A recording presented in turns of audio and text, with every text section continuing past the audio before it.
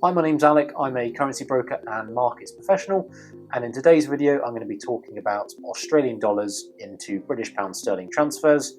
I'm going to give you some tips and tricks that I've picked up on in my time helping many clients move funds between this particular currency pair, as well as address, of course, some of the common pitfalls that you need to avoid. So stick around and we'll go through the details. So the first thing I want to talk about is trade timing.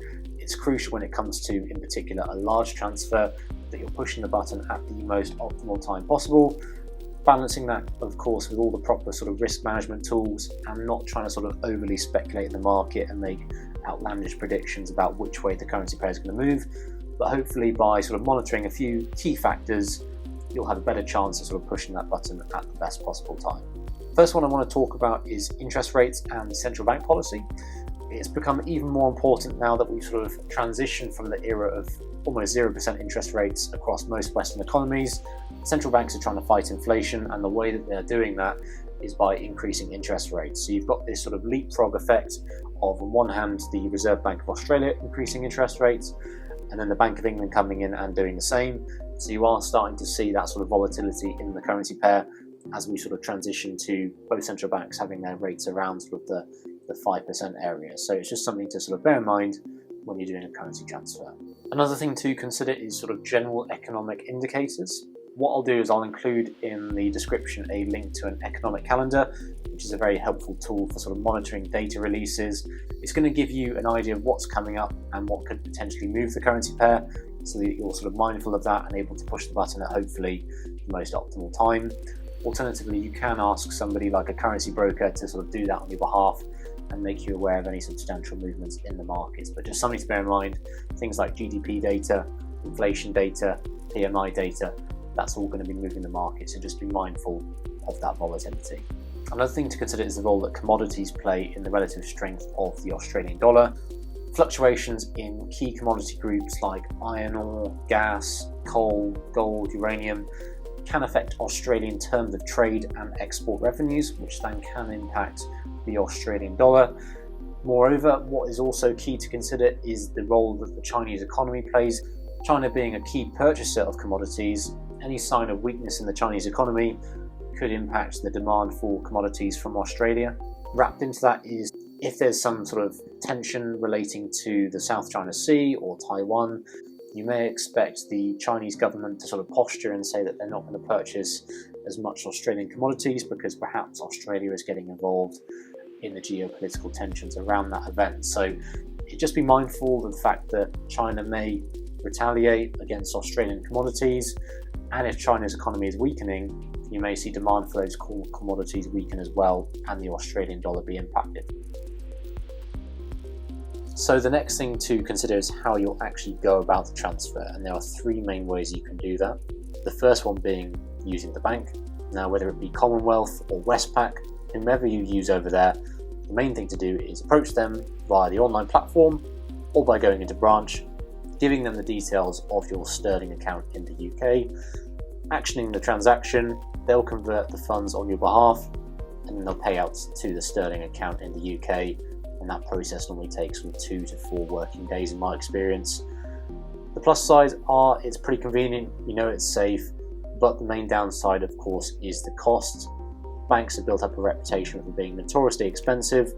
Not only do a lot of them charge a fixed fee per transaction, all of them, in my experience, charge a large percentage fee which is hidden within the rate of exchange. So it's very difficult to actually pin down their costings, because that fee is baked in, and it's normally a pretty large one at that. So unless you have some sort of special arrangement with your bank, I personally would recommend avoiding your bank, as they are very, very expensive. So the second way to move funds is via an online platform, which is generally pretty intuitive, easy to get on with, particularly for small amounts. The way it works is you register online, get set up, you'll be given the details of an Australian bank account, which you can then pay. And when the funds arrive with that provider, you can then look at converting them at the time you're choosing. The additional benefit is that they're very transparent on their fees. So unlike the bank who hides their margins or spreads, as they're known, within the rate of exchange, that online provider 9 times out of 10 is going to tell you exactly what that percentage fee is. So it's great for pinning down your costings. The main downside, as I alluded to at the beginning, they are generally better for small amounts. So if you're moving sort of a large amount associated with an investment or a property transaction, most people are going to want to be able to speak to a human being that knows what they're doing pretty quickly. And sometimes you can find with these online providers, it's quite tricky getting through to a knowledgeable customer service representative in a timely manner, who also knows about the markets, who can perhaps tell you about what's driving the currency rates as well. So just bear that in mind. And I suppose that leads us nicely on to the next option, which is using what's called a currency broker. They are there, much like an online platform, to be an alternative to the bank, offering you a better rate of exchange. But bear in mind, however, that most currency brokers, unlike online platforms, aren't quite as transparent on their fee structures, so they'll often give you sort of a trading rate like the bank does with a fee baked into it. So just make sure that when you're approaching these companies, make sure you're nailing down the percentage fee much like you would do with the online platform, and really sort of push for that figure. And if they aren't prepared to give it to you, I would suggest giving that company a miss. All that aside, what you're really getting from a currency broker is that sort of hands-on, knowledgeable service. The international banking system can be complicated at the best of times, so by using one of these companies, you're going to have a knowledgeable representative who can talk you through the process in detail, as well as be your sort of eyes and ears in the market, monitoring any fluctuations, picking up the phone and speaking to you if, for example, the rates were to move in your favour. That way you're going to be able to take advantage, be more proactive, and hopefully push the button at the best possible time. So I'm just going to talk through a couple of common pitfalls to avoid, particularly with a large transfer. You want to make sure you're avoiding all these, otherwise it will present headaches for you, both in terms of costings and delaying your transfer overall. So just bear these in mind if you are initiating a transfer. And the first one is make sure your Australian bank transfers Australian dollars. And I know that seems a bit straightforward. What I've found in my experience is when you go to your Australian bank and say, please send my money to this currency platform or this currency broker, what will often happen is that currency broker will hold an Australian dollar account in another country. It doesn't necessarily have to be in Australia. They may have one in the UK. And what will happen in that circumstance is that Australian bank, if they're not thinking about things, will go to transfer the funds to the UK, and somebody behind a desk will think, oh, well, it's a UK bank account, we need to convert the funds into pounds, and they'll do that, sending pounds to the UK, at which point those pounds will try and credit the Australian account, and then the receiving bank will convert it back into Australian dollars, because you can't put sterling into an Australian dollar account. So you've actually seen a double conversion by two banks before you've even got the funds in effect in the hands of a currency broker or platform to be converted. So it takes a lot of effort to sort of unwind those transactions and get the refunds, because both those banks have made money off those transactions. So just avoid that one altogether. Make sure you stipulate with the bank, I want these funds transferred in Australian dollars, so you avoid all those headaches. And the next thing to consider is just plan ahead. And I know that is a lot easier said than done, particularly if you're looking at a complicated sort of property, inheritance or investment related transaction. There's so many steps to conquer, and then often the currency transfer is sort of left to the last minute and is sort of a bit of an afterthought. If you can, try and prioritize that. Try engaging a few different currency companies and understanding which one's going to work best for you, and in effect appointing one before your funds actually are available, because they may be able to suggest some steps to speed up the process, one of which is actually having the funds transferred directly from the professional you're working with, if it's a lawyer, directly to the currency company's client safeguarded account. The benefit of that is it's just going to take one quick, clean transfer for your funds to arrive with the currency company. It's going to avoid funds going into your personal Australian bank account. That Australian bank may impose sort of daily transfer limits, which is going to make it more cumbersome to move your funds. And if you're not in country in general, accessing accounts internationally can sometimes be tricky. So if you can, be proactive, establish a currency company you want to use early on, and that way you may be able to skip out some of the steps and make the process more efficient. When you are doing a currency transfer, make sure you're doing your own due diligence on the company that you want to use. Ensure that they're operating safeguarded client accounts. What that means for you in the unlikely event that currency company were to cease trading, those funds should be fully protected up to the full amount. There shouldn't be any cap on that level of protection. So just ensure that if the worst were to happen, that entity is properly regulated and your funds are going to be protected. Next thing I want to flag when it comes to security is the practice of teaser rates. Now, I can't speak for all companies in the industry, of course, and not every company does this, but as somebody on the inside of the industry, I can tell you this does happen for a fact, so just be tremendously careful. How it generally works is you as a prospective client will go shopping around, looking at a few different currency providers.